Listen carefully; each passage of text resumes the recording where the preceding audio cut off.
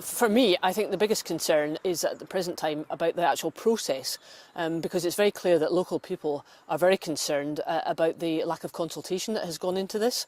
And I think it's my job, along with other elected members, to ensure that there is a very clear and transparent process about how this decision was made. And I'm particularly worried because of the fact that, in June it was very clear on Perth and Kinross's website that they saw this as a closed issue, and clearly they're now saying that it isn't a closed issue. I don't think it is a closed issue.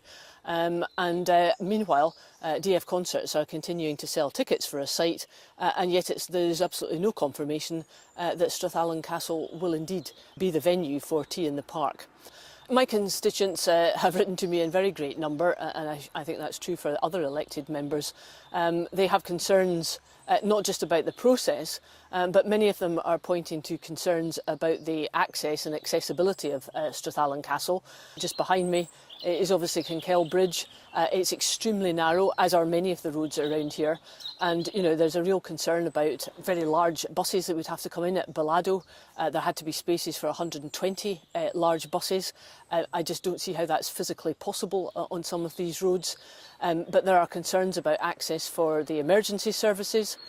There are concerns about some of the environmental aspect, and whether that's to do with ospreys nesting on the site or other aspects of environmental concerns to do with the rivers around the actual site.